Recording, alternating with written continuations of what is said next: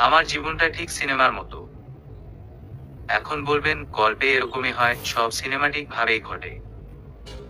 না ভাই, এজন্য না। আমি আমার জীবনের যে গল্পটা বলবো এটা সত্য। একদম বাড়িয়ে বলছি না কিন্তু। বাড়িয়ে বলে আমার কি কোনো লাভ আছে? গল্পের শুরুতেই প্রতিজ্ঞা করছি, যাহা বলিব সত্য বলিব। সত্য বই মিথ্যা বলিব না। গল্পে আসি এবার। ছোট্ট একটা সিনেমাটিক গল্প। গল্পের শুরুতে নায়িকা, মানে আমি কখনো ভাবতে পারিনি এটা সিনেমার মতো হবে। তখন মাত্র নবম শ্রেণীর ছাত্রী। আমার বান্ধবীরা সব কাঁধে পাংখা লাগিয়ে উড়ে বেড়ানোর প্র্যাকটিস করছে। আমিও তাদের দেখে দেখে উৎসাহী খুব। রাস্তায় কোনো ছেলে তাকালে মিটিমিটি হাসি। কাউকে টেনশন দিতে দেখলে একটা আনন্দ লাগে। তার সাথে আরেকটু মশলা মাখিয়ে সে গল্প বান্ধবীদের কাছে বলে খিলখিল করে হাসি। গার্লস স্কুলে পড়ার সুবাদে সবাই মিলে বয়েদের সাথে কেমিস্ট্রির কেমিক্যাল রিয়েকশন নিয়ে গবেষণায় ব্যস্ত। ঠিক সেরকম এক রাতের কথা। আমরা তখন থাকতাম পূর্ব রামপুরায়। আমাদের এলাকার রাস্তা খুব বেশি খারাপ না হলেও খুব ভালো না।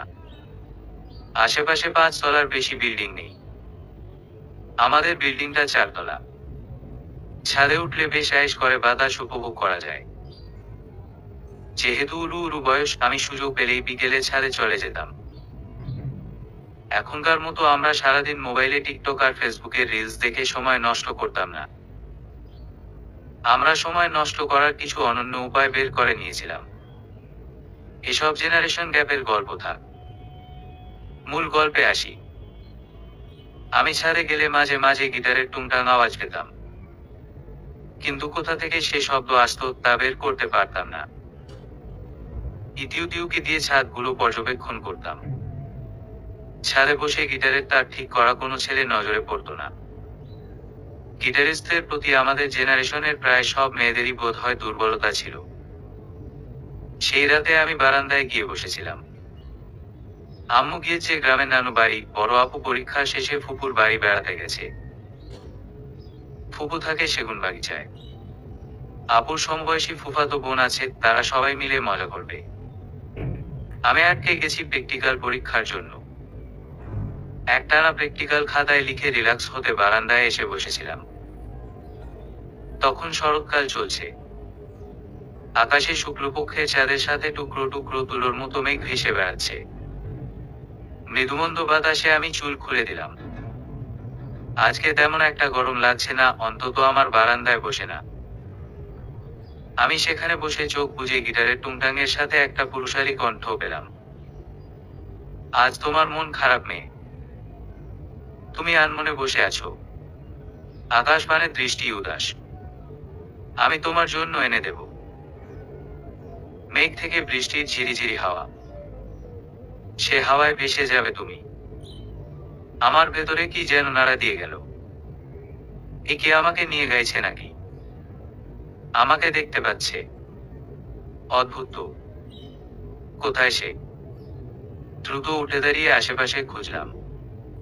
কাউকেই চোখে পড়ছে না। কণ্ঠটাও খুব কাছ থেকে আসছে না, আশেপাশের কোনো বিল্ডিং থেকে আসছে। আমি বোঝার চেষ্টা করলাম। পারলাম না। গানটা যেন বাতাসের মৃদুমন্দ তালে ভেসে ভেসে আমার কর্ণকুহরে বৃষ্টি বর্ষণ করছে। আমি কণ্ঠের মালিককে খোঁজা বাদ দিয়ে গান শুনতে লাগলাম মগ্ন হয়ে। গ্রিলে হেলান দিয়ে গ্রিল ঘেঁষে বসে পড়লাম। গান শেষ হতে না হতেই আমার মাথায় এক দুষ্টু বুদ্ধি চাপল। সময় ক্ষেপণ না করে দ্রুত সেটা কাজে লাগালাম। আমি জানি না কে কোথা থেকে গাইছে, কিন্তু যে গাইছে তার কণ্ঠ আমি শুনতে পাচ্ছি, মানে সেও আমাকে শুনতে পাবে, এই নিশ্চয়তা নিয়ে আমিও কণ্ঠ উপরে তুলে গাইলাম। তুমি চাইলে বৃষ্টি। মেঘ ছিল রাজি। অপেক্ষা শুধু বর্ষণের। মাতাল হাওয়া বইছে। দূরে পাখি গাইছে গান। বৃষ্টি তোমার আহ্বান। আমার গান শেষ হওয়া পর্যন্ত ওই দিক থেকে কোনো শব্দ পেলাম না। ওই ছেলে মনে হয় রেগে গেছে গো। এখন আমি গ্রিলের সাথে পিঠ ঠেকিয়ে চুপ করে থাকলাম। ওই ছেলেটা কি রাগ করেছে? না বিরক্ত? ভুল কিছু করলাম কি? না জানি আশেপাশের কে না কে শুনে ফেলেছে। আমি অন্ধকারে ঘাপটি মেরে আশেপাশের কিছু বিল্ডিং এর জানালাগুলো লক্ষ্য করলাম। না, কোথাও আলো নেই। তবে কি সে ছাদে? নাকি আমার মতোই কোনো অন্ধকার বারান্দায়? ঘড়িতে তখন রাত 1:30 বাজে। রাত জেগে পড়াশোনা করার কারণে বাসার সবার হাতে বকা খাই নিয়মিত। আমার বোন দ্রুত ঘুমিয়ে পড়ে বলে আমার সাথেই তার সবচেয়ে বেশি সংঘর্ষ হয়। তার ঘুমানোর সময় আমি বই খাতা নিয়ে টানাটানি করি। এদিকে 3 রুমের বাসায় 2 বোনের আলাদা ঘরের কোনো অপশন নেই। বসার ঘরটা মেহমানদের জন্য বরাদ্দ। মেহমান না থাকলে আমি ওই ঘরে বসে থাকি। তবুও বকা শুনতে হয়। আমি নাকি বিদ্যুৎ খরচ বাড়াই এই বাসার। এ কারণে আপু যখন থাকে না তখনই আমার মাথায় সব দুষ্টুমি চাপে সারাদিন ঈদের দিনের মতো আনন্দ হয়। আপুর অনুপস্থিতিতে কাজটা করে একটু আগে যে উত্তেজনা পুলক অনুভব হচ্ছিল এখন আর তা হচ্ছে না। বুকটা দুরু করছে। অধীর আগ্রহে আমার সমস্ত সত্তা সেই গম্ভীর সুরেলা কণ্ঠের অপেক্ষায় প্রহর গুনছে। কতক্ষণ কেটেছে? কয়েক সেকেন্ড বোধ হয়। আমার কাছে লাগছে অনন্তকাল। এমন একটা সময় আবারও গিটারের সুর কানে এসে বাজল। রাতেরই আকাশের নিশ্চুপ সাক্ষী। দূরের ধ্রুবতারা। কতটা বেসেছি ভালো শুধু মন জানে, এ হৃদয় জানে। আমি তখন পারছি না খুশিতে বারান্দা থেকে লাফিয়ে পড়ে যাই। তার মানে সে আমার গান শুনেছে। সে এখন রেসপন্স করছে। ও মাই গড! মন চাইলো চেঁচিয়ে তার নাম পরিচয় জানতে চাই। পরক্ষণেই দমে গেলাম। আরে ভাই, পুরো পাড়া তাহলে এসব জেনে যাবে। সে নিজের পরিচয় বলবে, বরং আমাদের নিচতলার হামিদ আঙ্কেল আব্বুকে কাল বলবে। ভাই সাব, আপনের মায়া তো মনে হয় কালকে রাইতে টাঙ্কি মারতাছিল কোন পোলার লগে। গলা শুইন না তো আপনের মায়াই লাগলো। ভাই সাব, যা জামানা পড়ছে পোলাপান লা শরম খায়া ফালাইতাছে। একটু শাসন কইরেন ভাই সাব।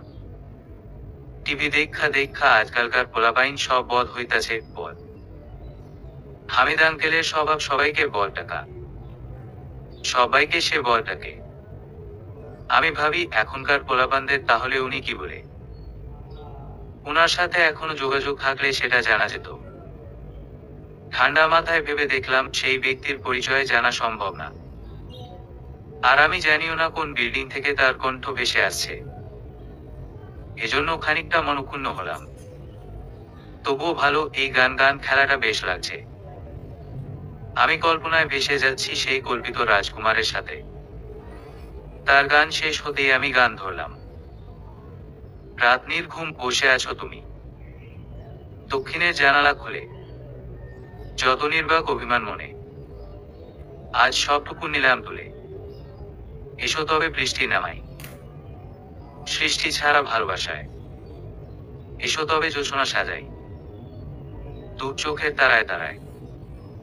আমার গান শেষ হতে সে গাইল, সেই তুমি কেন এত অচেনা হলে, সে আমি কেন তোমাকে দুঃখ দিলেম। কেমন করে এত অচেনা হলে তুমি, কিভাবে এত বদলে গেছি আমি। আমার মন খারাপ হয়ে গেল। তার গানে একটা আকুলতা, বিরহ গ্লানি প্রকাশ পাচ্ছিল।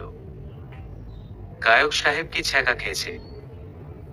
তার মানে তার প্রেমিকা ছিল। আর এদিকে আমি তো একেবারে পিওর, কোনো ছেলের সাথে ঠিকঠাক টাঙ্কিও মারিনি। ইস, মা ডালা। মন খারাপ করে বিছানায় এসে সিনেমার নায়িকাদের মতো উপুর হয়ে পড়লাম। বালিশে মুখ গুজে বললাম, কেন প্রেম করলে? ওহে বালক, কেন কেন কেন? প্রেম করুক আর না করুক তাকে তো একটা নাম দিতে হবে। কি নামে নামকরণ হবে তার? আমি যখন তার নাম ভাবছি তখন তার গান বন্ধ ছিল। হয়তো সে আমার গানের অপেক্ষা করছিল। কিছু শুনতে না পেয়ে আবারও দূর থেকে তার কণ্ঠস্বর ভেসে আসলো। একা পাখি বসে আছে শহরের দেয়ালে। একটা অদ্ভুত দুঃখবোধ বুকে চেপে আমি সে রাতেও ঘুমিয়ে পড়লাম। আমার তাকেও কোনো নাম দেয়া হলো না। সেদিন কি বার ছিল মনে নেই, তবে পরদিন যে স্কুল বন্ধ ছিল সেটা মনে আছে। সকালে ঘুম ভেঙে রাতের কথা মনে পড়ল। স্বপ্ন দেখেছিলাম নাকি? স্বপ্নের মতোই তো সুন্দর ছিল রাতটা। যতবার ভাবছি ততবার মনের মাঝে শরতের কুসুম কুসুম বাতাস দোলা দিয়ে যাচ্ছে। হাতে মুখে পানি দিতেই আপুর ফোন আসলো ল্যান্ড ফোনে। আপুর সাথে আপু কথা বলছিল। আজকে আব্বুর অফিস নেই। আমি আব্বুর পাশে গিয়ে দাঁড়ালাম। আব্বুর কথা শুনে মনে হচ্ছে ও ফেরত আসবে। আমার বুকের ভেতর চিরিক করে চিপা দিয়ে উঠল। আপু আসলে আজকে আর গান শুনতে পারবো না তো? যদি আজকেও সে গান গায়, হায় হায় আজকের রাতটা লাগবে তো। দ্রুত আপুর ফোন নিয়ে বললাম, আপু তুই আসবি আজকে? হ্যাঁ চলে আসবো ভাবতেছি। থাক না আর কিছুদিন। কেন? একা একা রুমে থেকে খুব মজা না? আমার জিনিসপত্র নষ্ট করতেছিস নাকি কোনো ঝামেলা পাকাচ্ছিস আবার? আমার তো এক্ষুনি চলে আসা লাগবে মনে হয়। তোকে একদম বিশ্বাস করি না আমি। আজও বাসার ছক এভাবে উল্টাচ্ছে কেন? না না, ওকে আমার উপর সন্দেহ করতে দেয়া যাবে না। মানুষের বড় বোনরা নাকি আদর করে, মায়ের মতো আগলে রাখে। আমার বোন ছোট থেকে একা শাকচুন্নি। আমাকে দেখতেই পারে না, সারাক্ষণ আমার পেছনে লেগে থাকে। ওর যন্ত্রণায় আমি কোনো কাজ করে পার পেতে পারি না, হোল্ড আউট করে দেয় আব্বু আম্মুর কাছে। এই শাকচুন্নিকে মাঝে মাঝে বলি, বিয়ে করে যা, এখানে পড়ে আছিস কেন? আপু অনার্স দ্বিতীয় বর্ষে পড়ে। এই বয়সের বেশিরভাগ মেয়েদের বিয়ে হয়ে গেছে। আমার বোন নাকি অনার্স শেষ করবে, আর ততদিন আমার ঘাড় মটকাবে। ওকে বিয়ের কথা বললেই আমাকে ইচ্ছে মতো সাপ সাপান্ত করে। তারপর আম্মুর কাছে নাকি সুরে নালিশ করে, আম্মু তোমার পাকনা মেয়ে আমার বিয়ে হলেই বাঁচে। আমাকে সারাক্ষণ বাসা থেকে তাড়ানোর ধান্দায় থাকে। আমি বিয়ের পর বাড়ি আসলে মনে হয় ও দরজাও খুলবে না। আম্মু আপুর নালিশ শুনে আমাকে মারতে তেড়ে আসে।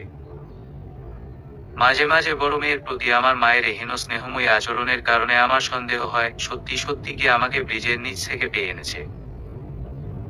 প্রসঙ্গ ঘুরাতে আমি দ্রুত আপুকে বললাম, আরে না না, এজন্য না তো।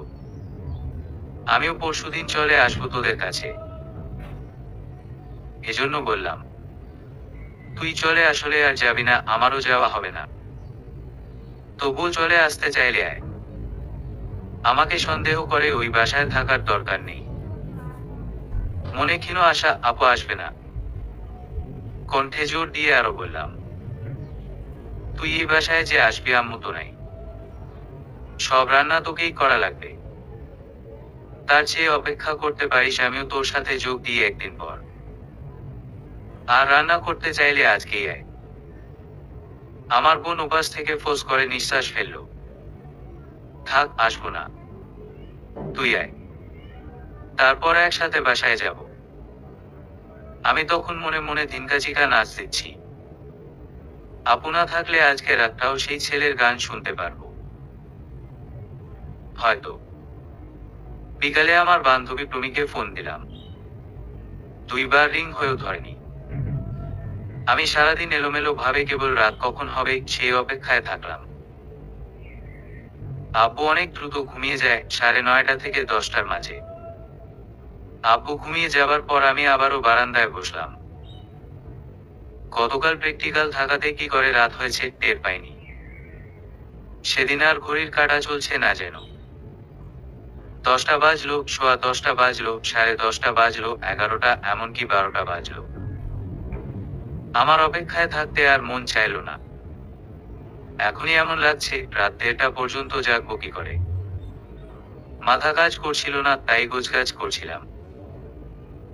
কে না কে গান গায়, কোন না কোন বিল্ডিং এ বসে আছে কেমন না কেমন মানুষ, কোন না কোন মেয়ের সাথে প্রেম করেছে এমন মানুষের কণ্ঠে গান শোনার জন্য আমি সাদিয়া কেন যাব? কিছুটা অভিমান কিংবা রাগ নিয়ে ঘুমাতে গেলাম। ঘুমানোর আগে বারান্দার দরজা আটকাতে গিয়ে মনে হলো নিজে একটু গেয়ে নি। এভাবে ঘুম আসবে না, আসলেও শান্তি পাবো না। বারান্দার মাটিতে বসে আনমনে গান ধরলাম। দিয়েছিলে জানিয়ে নিতে পারো, লেখা কবিতা, গাওয়া গান শত। খুঁজে দেখো না, পাবে না কেউ আমার মতো। মুছে দিও না শুধু হৃদয় ক্ষত। ঠিক তখনই সেই কণ্ঠ শুনতে পেলাম। গাইব না আর কোনো গান তোমায় ছাড়া, লিখবো না আমি আর তুমিহীনা কবিতা। আমি অবাক, আমরা কি এখন ডুয়েট গান গাইবো নাকি? উত্তেজনায় আমার চুলের আগা থেকে প্রায় নখ অব্দি শিরশির করছে। স্কুলে গানের প্রতিযোগিতায় টুকটাক অংশ নিলেও এভাবে কখনো আনন্দ পাইনি। ইস, সেই ভরাট পুরুষালী কণ্ঠস্বর আমার মস্তিষ্কে কেমন আলোড়ন সৃষ্টি করছে তা যদি দেখাতে পারতাম। আমি আবেগে ভেসে বারান্দার গ্রিল ধরে গিয়ে উঠলাম। এক পায়ে নুপুর আমার, অন্য পা খালি। এক পাশে সাগর, এক পাশে বাড়ি। তোমার ছোট তরি বলো, নেবে কি? নেবে কি? ওপাশ থেকে গিটারের সুরে সুরে কণ্ঠস্বর ভেসে এলো। নয় মিছে আসা, নয় শুধু ভালোবাসা, নয় অকারণ প্রেমে অন্ধ। জানি তুমি আমি, আমাদের তরি আজও এক বন্ধুত্ব। আমার ছোট তরি বলো, যাবে কি? যাবে কি? থেমে ওই রাতে আরো বেশ কিছু গান গেয়েছি। থাকে না মানুষের কাছে একটা made for each other type কাজ ফিলিং হয়, আমারও হচ্ছিল। এখন এই বয়সে যদিও সেটা কৈশোরের পাগলামি বই কিছু মনে হয় না, তখন এই কিঞ্চিত সময়ের মাঝে আমি ওই কণ্ঠস্বরের উপর একেবারে প্রেমে পড়ে মরদশা। ওই দিন বেশিক্ষণ এসব চলেনি। ডাইনিং এ আলো জ্বলতে দেখলাম আমার বন্ধ ঘরের দরজার নিচ থেকে। চোরের মতো দ্রুত বিছানায় এসে কাঁথা টেনে ঘুমের ভান ধরলাম। আব্বুর কাছে ধরা পড়া যাবে না, ওদিক থেকেও আর কোনো সাড়া পাওয়া যায়নি। কি ভাবছেন? এই ছেলেকে পরে খুঁজে বের করে প্রেম করে বিয়ে করেছি। আরে ভাই, গল্পের শুরুতে বললাম জীবনটা সিনেমার মতো। তার মানে কি এটা নাকি? আমি সত্যি গল্প বলতেছি ভাই, সত্যি গল্পে এইসব হয়। এটা কি তামিল সিনেমা নাকি ড্রামা? এসব চিন্তা সাইডে সরান, কারণ ওই রাতের আমার জীবনেও আর সেই ছেলেকে খুঁজে পাইনি। আমি না জানি ছেলের বয়স, না চিনি চেহারা, না জানি নাম ঠিকানা। শুধু তার গান শুনেছি। এই যে এতগুলো বছর পার করলাম, আমার কপালে আর এই ফাজিলকে খুঁজে পাওয়ার মতো সিনেমাটিক কাহিনী ঘটল না। এটাকে ড্রামা হলে অবশ্যই একে খুঁজে পেতাম, প্রেম হতো। হয়নি, কিচ্ছু না। তাহলে সিনেমার গল্প কিভাবে হলো? বলছি, একটু অপেক্ষা করেন। এই যে গল্পটা বললাম, এই গল্প আমি এর পরের দিন স্কুল খোলার সাথে প্রমিকে বলেছিলাম। প্রমি আমাকে টিটকিরি মেরে একদম উড়িয়ে দিল। ও তার ছিল দেখে আর আমি কখনো কাউকে বলিনি। কে বিশ্বাস করবে এসব কথা? তার উপর আমার মতো গান গাচ্ছে রাত বিরাতে, আশেপাশের কেউ আমার কণ্ঠ চিনেনি, বাসায় অভিযোগ আসেনি, তাই কি হয়? অথচ হলো। 2টা রাতের গল্প একেবারে আমার মনের গহীনে চাপা পড়ে গেল। থাকে না নিজের কিছু গল্প যেটা আর কাউকে বলা যায় না, কিংবা বলতে ইচ্ছে করে না। মনে হয় গল্পের পাতাগুলো মন সিন্ধুকে তালা মেরে রাখি। মাঝে মাঝে সেই গল্পের পৃষ্ঠায় হাত বোলাতেও শান্তি লাগে। হয় না এমন? আমার এই গল্পটাও এমন। আমি ধীরে ধীরে বড় হলাম। আমি যখন স্টুডেন্টসে ভর্তি হলাম তখন আপুর বিয়ে হয়ে গেছে। সারা বাড়িতে আমার একার রাজত্ব। আর ভার্সিটিতেও খুব দাপিয়ে বেড়াই। সে সময় সুষমায় ভাইয়ার সাথে পরিচয় হলো। দুর্দান্ত ভোকালিস্ট এবং গিটারিস্ট। পাকিস্তান জাল ব্যান্ডের ফ্যান আমি তখন সুষমায় ভাইয়ার ব্যান্ডে জয়েন করলাম। না রে ভাই, না। সুষমায় ভাইয়া সেই রহস্যময় ছেলেটা না। ওই ছেলের কণ্ঠ আমার ঠিক মনে আছে। মানে গান গাইলে অবশ্যই চিনতে পারবো, কিন্তু সেটা সুষমায় ভাইয়া না। এমনকি সেটা আমার পুরো ভার্সিটির আর কেউ কিনা তাতেও সন্দেহ। আমি মেয়ে হিসেবে মেয়ের কণ্ঠ দিতাম, বেশিরভাগ সময় ব্যাকগ্রাউন্ডে হালকা সুরে গাইতাম। ব্যান্ডের নাম ছিল প্রমীলা। আমি 3.5 বছর তাদের সাথে ছিলাম। অথচ এই 3.5 বছরে কখনো ওই রাতের অনুভূতিটা পাইনি, ওই কেমিস্ট্রি অনুভব হয়নি। কি কারণে জানি না, এত বছরেও আমি সেই দুটো রাতের কথা ভুলতে পারিনি। কেন আমার সেই রাত, সেই কণ্ঠের উপর এত অবসেশন, তা আবিষ্কার করতে পারিনি। সাধারণভাবে দেখলে মনে হবে এটা একটা সামান্য ব্যাপার, কিন্তু কিশোরী জীবনের প্রথম ভালো লাগা, জীবনের প্রথম প্রেমের মতোই অসংখ্য অনুভূতি আমার সেই ঘটনাকে ঘিরে। এবং অবশ্যম্ভাবী হলো এর পেছনে উল্লেখযোগ্য কোনো যুক্তি নেই। আপনারা এখনো সিনেমার সাথে মিল কোথায় খুঁজে পাচ্ছেন না, তাই না? গল্পের শুরুতে বলেছিলাম আমার জীবনটা সিনেমার মতো, অথচ কি সব বলে যাচ্ছি। অপেক্ষা করেন, আস্তে আস্তে বলছি। পড়া শেষ হতেই আমার বিয়ে হয়ে গেল। বলা ভালো করে ফেললাম। আপুর বিয়ে আর 5 বছর আগে হয়েছে, একটা মেয়ে আছে, সামনে আরেকটা হবে। এই অবস্থায় বিয়ে কর বলে মাথা খারাপ করে ফেললো বাড়ির লোক। আম্মু তো শুধু ইমোশনাল ব্ল্যাকমেল করতো, বলতো নাদিয়াকে বিয়ে দিলাম, ওর বাচ্চা পালতেছি। বয়স থাকতে থাকতে তুই বিয়ে করলে তোর জামাইকে 2টা ভালো মন্দ বানায় খাওয়াইতে পারতাম, বাচ্চা হইলে পাইলা দিতাম। বুড়া বয়সে বিয়ে করলে জামাইরেও ভালো মন্দ দিতে পারবো না, বাচ্চা পালা দূরে থাক। বিয়ে কর তাড়াতাড়ি মা, বিয়ে কর। আম্মুর যন্ত্রণায় বিরক্ত হয়ে রাজি হয়ে গেলাম। ছেলেও ছিল মোটামুটি ভালোই।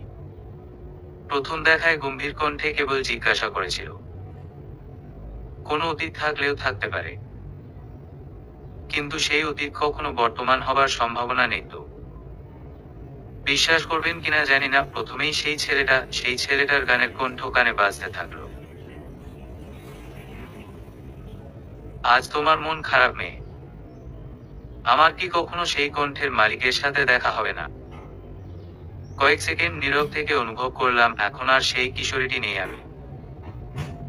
বড় হয়ে গেছি, ঠুনকো আবেগ ছুঁড়ে ফেলার সময় এসেছে। তাই মাথা নেড়ে না জানিয়েছিলাম। তার আমাকে বেশ সাংসারিক মনে হয়েছে, তাই সেও মতামত দিয়েছিল। ফলাফল 1 মাসের ব্যবধানে আমার পরিচয় হলো মিস থেকে মিসেস সাদিয়া। আমার বর খুব একটা রোমান্টিক না, তার উপরে অ্যারেঞ্জ ম্যারেজ। দুজনের সহজ হতে হতে মাস পার হলো। সে আমাকে দেখলে কেমন একটু সরে সরে থাকে, আমিও পারলে খাটের নিচে ঢুকে পড়ি। এত ছেলের সাথে চললাম, কখনো এমন পুরুষ পাইনি।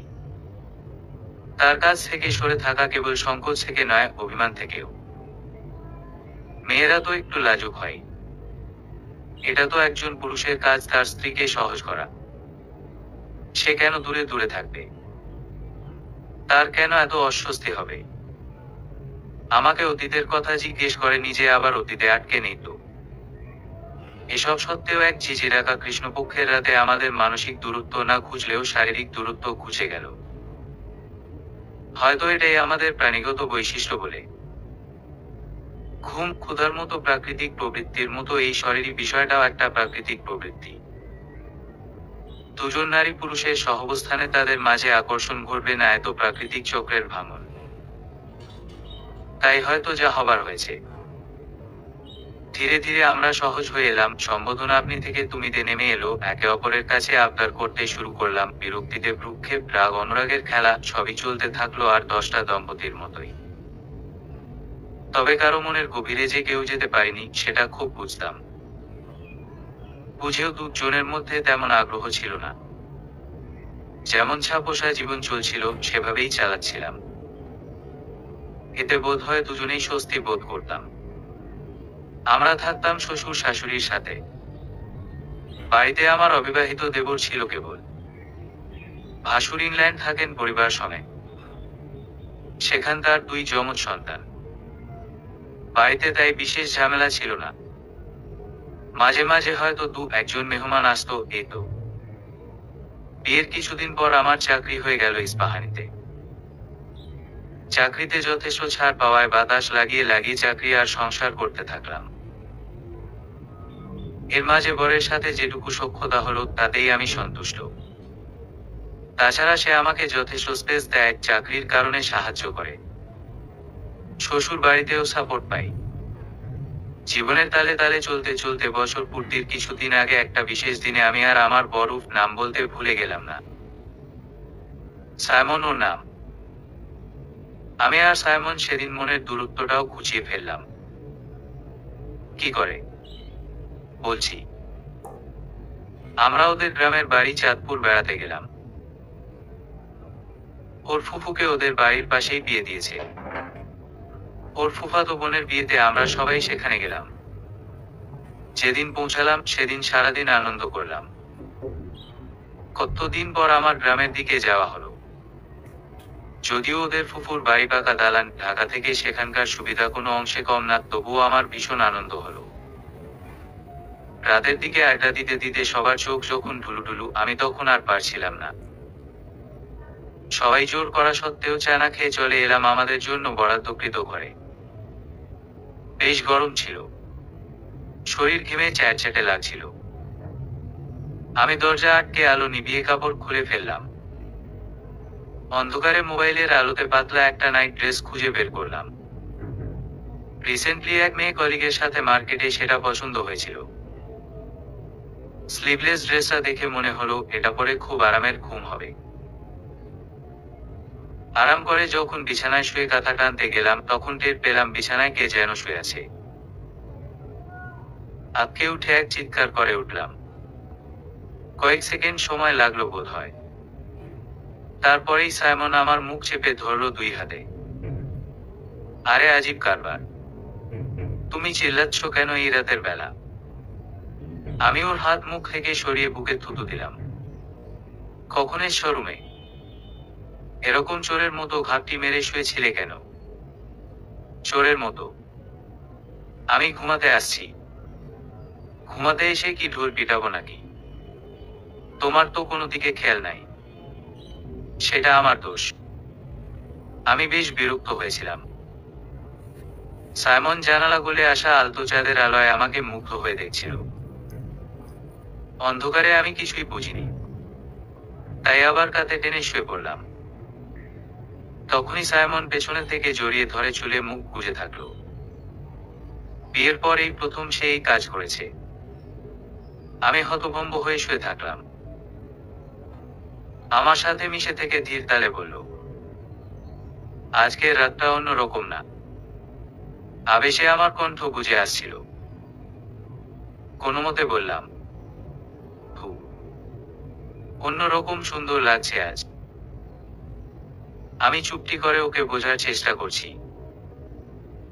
সারাদিনের ক্লান্তি শরীরে ভর করেছে। এখন বুঝি আর আমার শান্তির ঘুম দেয়া হবে না। সাইমন আমাকে আরো অবাক করে প্রস্তাব দিয়ে, চলো চাঁদের আলোয় বসে গল্প করি। আমি মনের ভেতরে থাকা বিরক্তিটুকু উগলে দেওয়ার চেষ্টা চালালাম। ঘুমাই না আজকে, খুব টায়ার্ড লাগছে। আমারও তো লাগছে। আচ্ছা বেশি জাগবো না, কিছুক্ষণ।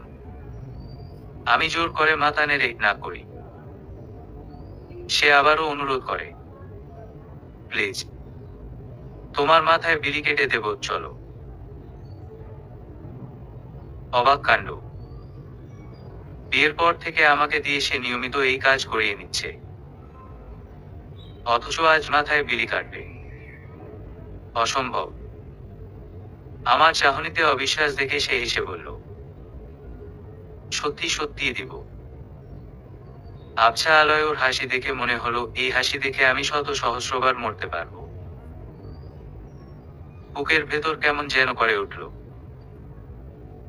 মাঝে মাঝে ওকে চোরা চোখে হাসতে দেখতাম। ওর ভাই বন্ধুদের সাথে যখন মজা করত আমি মুগ্ধ হয়ে সেটা দেখতাম।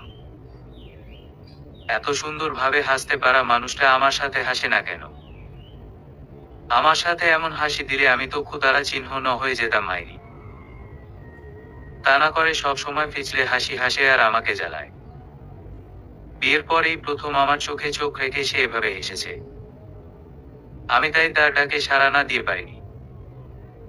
জানালার কাঁচ ভেদ করে আসা নরম ভেজা জোছনায় ও আমাকে নিজের গায়ের উপর নিয়ে মাথায় বিলি কেটে দিচ্ছিল, আর আমি মুগ্ধতা নিয়ে আকাশ দেখছিলাম।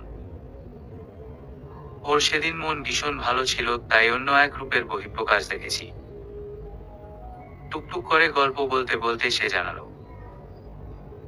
আগামীকাল অভ্রদা আসবে। অভ্রদা আবার কে? আমার মামাতো ভাই। বাইরে থাকে নাকি? হুম, অস্ট্রেলিয়া। বিয়েতে অ্যাটেন্ড করতে আসছে। হুম। আর দেশে ঘুরতে। ও, কিন্তু তোমার মামাতো ভাই বিদেশ থেকে আসবে শুধু তোমার ফুফাতো বোনের বিয়ের জন্য। তুমি তো জানো না, অভ্রদা ভীষণ পপুলার আমাদের কাজিন মহলে। সবাই এক কথায় ওনার ফ্যান। আগে ভাইয়ারা, মানে ভাইয়া আমার মেজো মামার ছেলে তো। ওরা যখন পূর্ব রামপুরা থাকতো তখন আমি মাঝে মাঝেই ওখানে গিয়ে পড়ে থাকতাম। পূর্ব রামপুরা নামটা শুনেই আমার কান খাড়া হয়ে গেল। আমরাও তো ওখানেই থাকি। ইনফ্যাক্ট আমার বাবার বাড়ি তো ওখানেই। বেশ সতর্কতার সাথে প্রশ্ন করলাম, পূর্ব রামপুরা কোন দিকে মামার বাসা? তোমাদের বাসার কাছেই ছিল। টাকার জন্য ওটা বিক্রি করে দেয়া হয়। বিয়ের পর তোমাদের বাসায় গিয়ে তো দেখলাম ডেভেলপার 10 তলা বিল্ডিং করে ফেলেছে। উত্তেজনায় আমার ভেতরে কাঁপতে থাকলো। আবারও প্রশ্ন করলাম, উনি কি গিটার বাজায়? মারাত্মক বাজায়। অভ্রদার তো নেশা ছিল এককালে। এখনো সুযোগ পেলে বাজায়। কাল আসলে শোনাবো। আমি আর তেমন কিছু বললাম না। মাথা ব্যথার অজুহাত দিয়ে দ্রুত বিছানায় চলে আসলাম। আমার মাথায় কেবল চক্কর কাটছে কথাটা পূর্ব রামপুরায় অভ্রদারা থাকতো, যেটা আমাদের এক বিল্ডিং পরেই। আমার স্পষ্ট মনে আছে সেই বিল্ডিং ভাঙার দিনের কথা। এত সুন্দর বাড়ি ভেঙে ফেলায় আমি খুব মনক্ষুণ্ণ হয়েছিলাম। অথচ কখনো ভাবিনি আমার কিশোরী মন যে কণ্ঠের প্রেমে মরেছিল সেই কণ্ঠের অধিকারী ওই বাসাটায় ছিল। এজন্যই বোধহয় এর ধস দেখে মনে করুন সুর বাজছিল। আমার দম আটকে আসতে থাকলো। অভ্রদা আমার ভাসুর হয়। উনি আমার কিশোরী মন চুরি করা কণ্ঠের মালিক। এই লোককে নিয়ে কোনো উল্টপালট চিন্তা মাথায় যেন না আসে। ইস, সে কেন অন্য কেউ হলো না? কেন এই বয়সে তাকে খুঁজে পেলাম? তাও আবার এমন পরিচয়। ক্ষণিক পরে আবার মাথায় এলো সে তো সেই মানুষটা নাও হতে পারে। বিষয়টা কাকতালীয় হওয়াটা অবাক কোনো বিষয় নয়। হতেই পারে আমি আসলে অযথা বেশি ভাবছি। অভ্রদাই কি সেই ব্যক্তি কিনা সেটা জানার একমাত্র উপায় আগামীকাল তার গান শুনে নিশ্চিত হওয়া। তবুও নিজেকে বুঝো দিলাম, যদি তিনি সেই কাঙ্ক্ষিত ব্যক্তি হন তবে আমি স্বাভাবিক থাকব। রহস্যভেদ হচ্ছে এই ভেবেই সুখে থাকব। আর যদি তিনি সেই নাও হন তাতেও আশাহত হও না। এই বয়সে এই পর্যায়ে এসে কিশোরী জীবনের প্রেমের রহস্য আর ভেদ করতে চাই না। থাকুক না কিছু রহস্য বাকি জীবনে। ক্ষতি কি? এবার কেবল অপেক্ষা। সকালে ঘুম ভেঙে আগের রাতের কিছুই মনে পড়ল না ততক্ষণ যতক্ষণ না অভ্রদাকে নিয়ে বাড়িতে হইচই করে। লোকটা আসলেই সেলিব্রিটি। আমি তখন সাইমনের সাথে নাস্তা করছিলাম চালের রুটি, গরুর গোস্ত আর ডিম পোচ দিয়ে। এই সময় ওর কয়েকটা কাজিন এসে বলল, অভ্রদা একটু আগে ল্যান্ড করেছে। বলল দুপুরের খাবার নাকি এখানে এসে খাবে। বাড়ির বড় বুড়ো সবাই হৈ হৈ করে উঠল।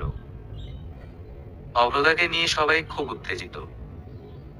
দেখতে গেলে সে ফার্স্ট কাজিন না, তবুও তাকে নিয়ে উত্তেজনা দেখে সেটা বোঝার উপায় নেই। রাতের মতো আমার ভেতর কোনো দ্বিধাদ্বন্দ্ব নেই, বরং ভালো লাগছে। আমি হাসি মুখে সবার গল্প শুনে যাচ্ছি। অভ্রদা কত মজার মানুষ, কত সুন্দর গান করেন, গিটার বাজান, কবে সবাইকে খাইয়েছেন, আজ হলুদের অনুষ্ঠানে কি পারফর্ম করবেন সে নিয়ে সবাই আলোচনা করে যাচ্ছে। এর মধ্যে অভ্রদার কেন ডিভোর্স হলো এবং কেন সেই মহিলা একটা বাস্তব শাকচুন্নি হবে না, সেই নিয়েও সবাই গল্প করছে।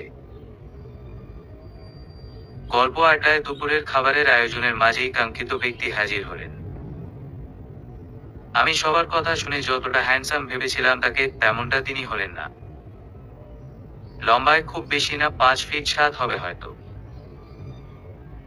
তবে মুটিয়ে যাওয়া শরীরের জন্য আরো খাটো দেখা যায়। মাথায় চুল কমে গেছে, গায়ের রং মোটামুটি ফর্সা হলেও চেহারা খুব বেশি আকর্ষণীয় নয়। তবে ভীষণ মজার মানুষ এবং প্রত্যেকের সাথে সুদূর বিদেশে থেকেও যোগাযোগ রাখেন, তা বেশ বোঝা গেল। অবাক করা বিষয়, সাইমনের কাছ থেকে আমার সব খবরাখবরও পান তিনি। আমার সাথেও এমন ভাবে কথা বললেন যেন বিয়ের পর থেকে নিয়মিত কথা হয় আমাদের। বলা বাহুল্য, ভাসুর হিসেবে তাকে আমার খুব পছন্দ হলো। চমৎকার একজন মানুষ। রাত 8টার কিছু পরে হলুদের ফাংশন শুরু হলো। সবাই হলুদ কমলা শাড়ি পরে ছুটোছুটি করছে। আমি সাইমনের টিকিটিও খুঁজে পাচ্ছি না। ও খাবারের মূল দায়িত্বে আছে। 150 জনের মতো আয়োজন হলেও কাজ করার মতো ছেলে পেলে কম। এজন্য আমার বউটা খেটে মরছে। এদিকে আমি সবার সাথে টুকিটাকি কথা বলার চেষ্টা করেও খুব বেশি সুবিধা করতে না পেরে একটা চেয়ার নিয়ে স্টেজের কাছাকাছি বসে ফোন ঘাঁটছি। এমন না যে আমাকে কেউ পাত্তা দিচ্ছে না, বরং আমি কারো সাথে কথা বলে আনন্দ পাচ্ছি না। অপেক্ষা করে আছি কখন ফাংশন শুরু হবে, সবাই নাচানাচি করবে। আর মাথায় তো ঘুরছেই অভ্রদার গানের বিষয়টা। 10:30 নাগাদ চলল কেবল ছবি তোলা আর মিষ্টি খাওয়ার পর্ব। সাইমনকে কয়েকবার দেখেছিলাম। তারপর জোর করে স্টেজে উঠে কয়েকটা ছবি তুলতেই আবারও সে গায়েব।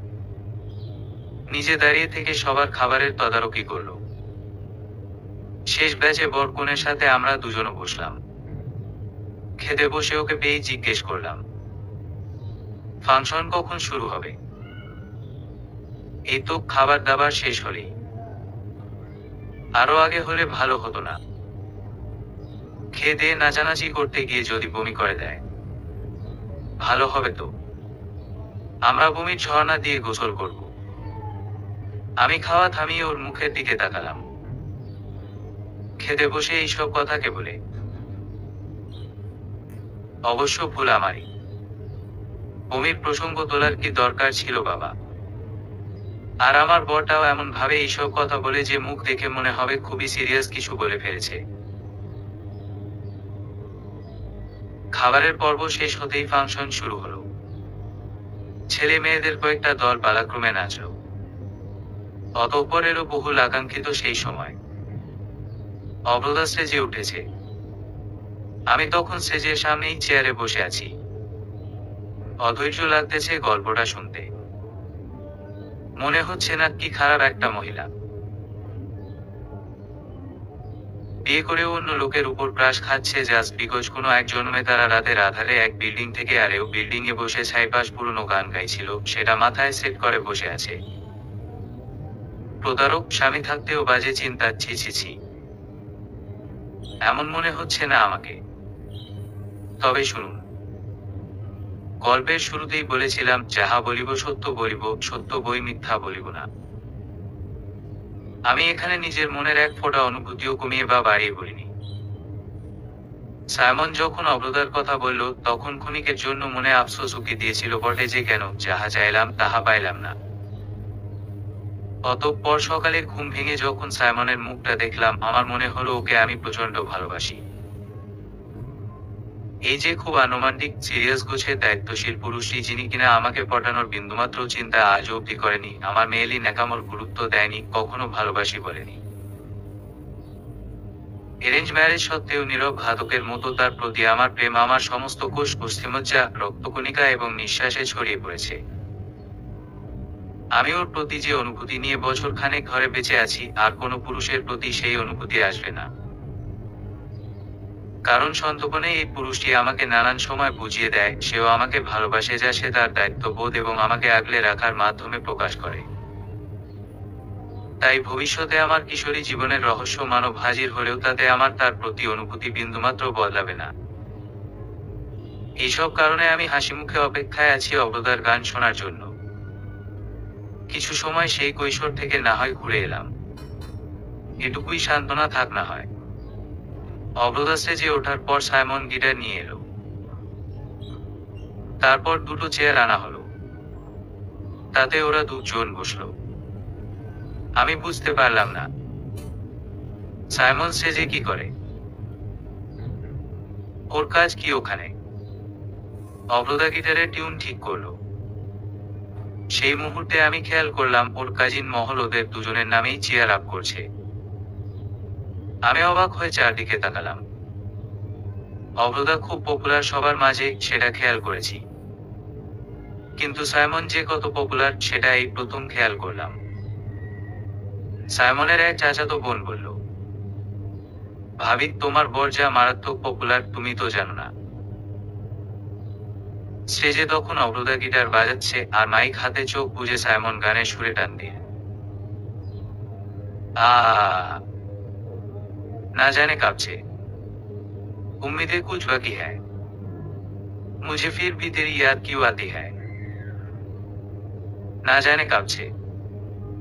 যা আলো বলে সবাই একসাথে চিৎকার দিয়ে। অথচ সেই তীব্র শব্দের করাঘাত আমার মনোজগৎকে কিছুতেই টলাতে পারল না। আমি সেখানে বিদ্যুৎ স্পৃশ্য ব্যক্তির মতো তাকিয়ে রইলাম। সাইমন কণ্ঠের সব জোর ঢেলে গিয়ে যাচ্ছে। दूर जितना भी तुम मुझसे पास तेरे मैं, अब तो आदत सी है मुझको ऐसे जीने में, जिंदगी से कोई शिकवा भी नहीं है, अब तो जिंदा हूं मैं ऐश नीले आसमां में। আমার দু চোখ বেয়ে ঝরো ঝরো করে পানি পড়ছে। নিজেকে আমার আটকে রাখা অসম্ভব হয়ে গেছে। আমি ভাবতেই পারছি না কৈশোরে প্রেমে পড়া সেই কণ্ঠের মালিক আর কেউ নয়, আমার বর সাইমন। শোক না, সিনেমা না পুরা, একদম সিনেমা। আমি ওদের গান শেষের দিকে আসার আগেই স্টেজে উঠে সাইমনের গায়ের উপর ঝাঁপিয়ে পড়লাম, স্থান কালপাত্র সব ভুলে গিয়ে।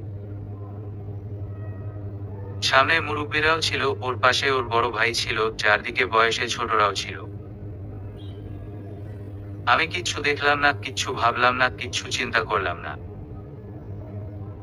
আমি কোনোমতে সাইমনের উপর ঝাঁপিয়ে পড়লাম। আমাকে এভাবে ছুটে আসতে দেখে ভাগ্য ভালো সাইমন দাঁড়িয়ে গিয়েছিল,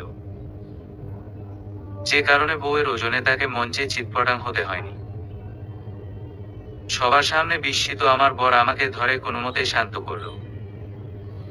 কেউ কেউ আমাকে দেখে লজ্জায় হেসে ফেলল, কেউ আবার আমি ঠিক আছি কিনা এই চিন্তায় অস্থির হয়ে গেল। দ্বিতীয় দলে ছিল সাইমন।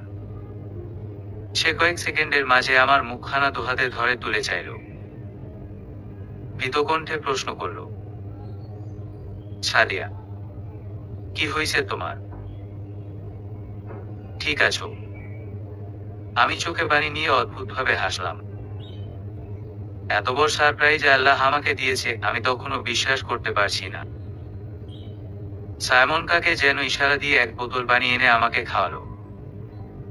দুহাতে চোখের পানি মুছে দিয়ে বারবার জিজ্ঞেস করতে থাকলো কি সমস্যায় পড়েছি আমি। হুট করে নিজেকে একটু ধাতস্থ করে ওকে বললাম, আই লাভ ইউ। এত জোরে বললাম যে প্রায় সবাই শুনেই ফেলল। মুরব্বীরা নিঃসন্দেহে ঘরের বউয়ের উপর খুব বিরক্ত হলো। আর ইয়াং জেনারেশন খুশিতে নেচে উঠল। একটা শিশু শুনতে পেলাম। সাইমনের মুখে কোনো লাজুকতা ছিল না, বরং বিশ্বজয়ের একটা হাসি দেখতে পেলাম। সেই হাসি মুহূর্তেই ওর পুরো মুখে ছড়িয়ে পড়ল। আমি ওর দু চোখ দেখছি, ওর দু চোখ বিশ্বজয়ের প্রাপ্তিতে জ্বলছে। এটা কি স্টেজে বলতে উঠেছ? আমি জোরে মাথা নেড়ে মানা করলাম। ওকে বললাম, তোমার সাথে একটা ডুয়েট গান করব। সাইমন ঠিক বুঝে উঠতে পারল না। আমি নিচু হয়ে মাইক তুলে নিলাম। ওর চোখে চোখ রেখে নিঃশ্বাস ছেড়ে খুব স্বাভাবিকভাবে গানে সুর তুললাম। যখন নিঝুম রাতে সবকিছু চুপ, নিষ্প্রাণ নগরীতে ঝিঝিরাও ঘুম হুম।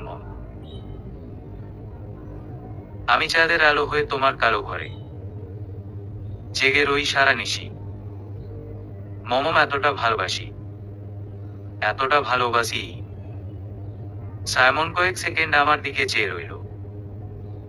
অতঃপর বিস্ময় খেলে গেল ওর চোখ জোড়ায়। হ্যাঁ, আমি স্পষ্ট করতে পারলাম ও আমার কণ্ঠস্বর চিনেছে। তাছাড়া এই গানটাই আমরা শেষ একত্রে গেছিলাম দ্বিতীয় রাতের শেষে। আমার দিকে অবিশ্বাস নিয়েও রইল। ইশারায় বোঝালো, তুমি কি সেই? আমিও চোখে পানি নিয়ে হাতে মাইক চেপে মাথা নেড়ে সম্মতি প্রকাশ করলাম। সে কয়েক সেকেন্ড মুখে হাত চেপে চোখ বড় বড় করে স্তব্ধ হয়ে চেয়ে রইল। অতঃপর সাইমন সবার সামনে আমাকে দুই হাতে জড়িয়ে উপরে তুলে ফেলল। পুরো প্যান্ডেল জুড়ে তখন আমাদের দুজনকে নিয়ে হই হই রই রই ধ্বনি। আমি ভাবতে পারিনি আমার প্রচন্ড আনরোমান্টিক বর আমাকে তার পুরো আত্মীয় মহলের সামনে এইভাবে জড়িয়ে ধরবে। আমার মাথায় তখন কাজ করছে, অনেকেই আমাদের ভিডিও ছবি তুলে ফেলেছে, অনেকে হয়তো গসিপও বানিয়ে ফেলেছে আমরা বিবাহিত দম্পতি হওয়া সত্ত্বেও। অথচ তাতে ওর বা আমার কিছুই এসে যায় না। কয়েক সেকেন্ড পর সাইমন মুগ্ধ কণ্ঠে আমাকে ফিসফিস করে বলল, আমি বিশ্বাস করতে পারছি না। আমি আনন্দে কাঁপতে কাঁপতে বললাম, আমিও না। সেই রাতে আমাদের স্বাভাবিক হওয়ার সাথে সাথে অব্রতাসহ ওর কিছু কাজিন এসে জিজ্ঞেস করলো, সিন ক্যা হ্যায় বসো। সাইমন সবাইকে শান্ত করে হাসতে হাসতে ছোটবেলার কাহিনী বলতে থাকলো। সাথে আমিও কিছু যোগ করলাম। আমাদের এই সিনেমাটিক মিলন দেখে সব মেয়েগুলো হাহাকার করে বলে উঠল, আহা, আমাদের জীবনেও যদি এরকম সিনেমাটিক কিছু হতো। আমরা দুজন সেদিন অপার বিস্ময়ে নিজেদের আবিষ্কার করেছিলাম। সত্যি, জীবন মাঝে মাঝে নাটকের চেয়েও নাটকীয় হয়ে যায়, তাই না? সমাপ্ত।